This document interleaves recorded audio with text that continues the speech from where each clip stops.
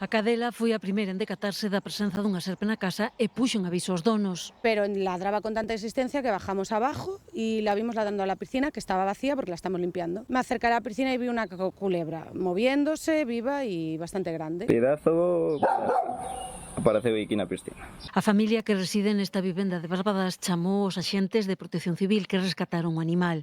Levárono preto do río, pero fora do núcleo urbano. Vinieron a recogerla, no sé, sobre la hora y media. De hecho, le picó al de Protección Civil en el labio. Quedó en una anécdota. Al principio sí que fue un susto más que nada porque mi madre le tiene pánico a las culebras. Pero nada, el de Protección Civil vino rápido, la llevó y todo perfecto. Medía 1,30 m de longitude. Non é a primeira que encontran no lugar. Hace 2 años apareció dentro del garaje y hay muchas culebras que vienen del río porque estamos cerca del río. Como neste caso, na maioría das ocasións, cando aparece unha serpe nun parque ou nunha casa, adoita quedar nun susto. A mellor resposta ante ela será a de manter a calma e a distancia.